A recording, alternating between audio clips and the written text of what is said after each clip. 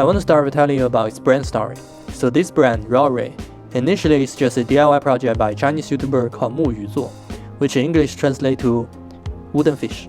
He published a video on Bilibili, which is a Chinese replica of YouTube, and surprisingly, there's a high demand and a decent fan base. So he started out a brand called Rawray and began doing series design and later on mass production.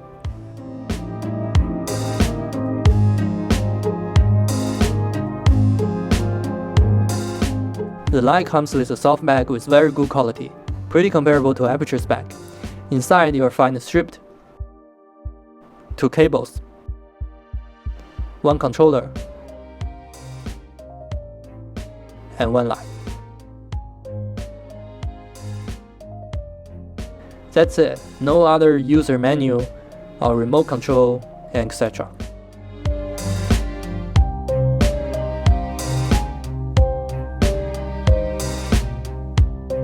The most important aspect of an LED has to be its light quality.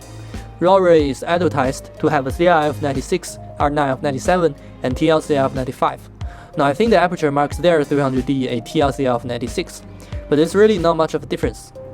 I just received it yesterday, so I don't have any footage with this light, nor do I have the budget paying a model to test its color rendering. But you kinda have to trust me. I've used Aperture 300D, Nanlite 300 and 500, Godox 200, and some other brands multiple times. Comparing to 300D, the Rawray really doesn't have much disadvantages. Its light is beautiful. I think the creator once mentioned in the group chat that he used the Rawray COB, but don't quote me on that. But one thing to keep in mind is that all these brands I mentioned above all have slightly different color temperature.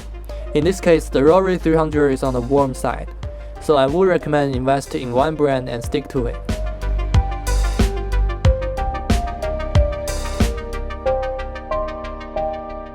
So this is a tough one. I would say the build quality is pretty good. The body and the power controller is made of aluminum, the edges are well cut, and the assembly is well done. Also, the form factor is really small, which I like better than 300D. On the other hand, some of the design choices make it still look a bit DIY-ish. For example, why the controller is now black as well, why there's a gap between COB and its protector, and why the front and back wing panels have to be straight lines. These, together with some other small details, make this light's design to be not close to Aperture 300D and other brands. However, I would say being a third generation, there's already a huge improvement. Comparing to its first generation, you can tell there's a big difference.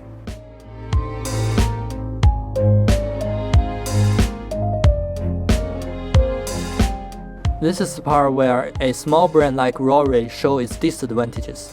The fan is loud, but not to an unbearable level. It's not as loud as Godox 150, which, if you are interested in buying, don't. It's just bad. From half a meter away, it's approximately as loud as an air conditioner.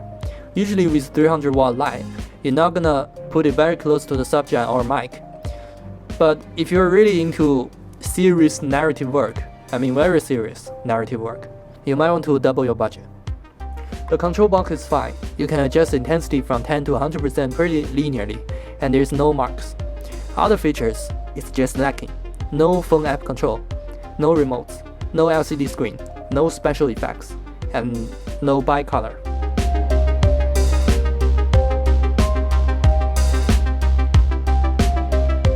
I spent 2/3 of this review talks about how it failed against 300D. But after all, what really matters the most is the color rendering quality, which Rawray did pretty well. And let's not forget the fact that it only costs $299. Would you give up all the fancy add-ons to buy 3 Rawray compared to 1 Aperture? Another thing I want to talk about is how active Rawray's 200+ people community is.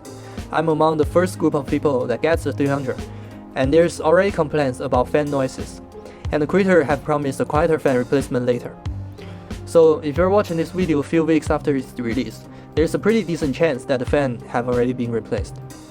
With a quieter fan, I'd say it's a more than usable light, even comparing to 300D.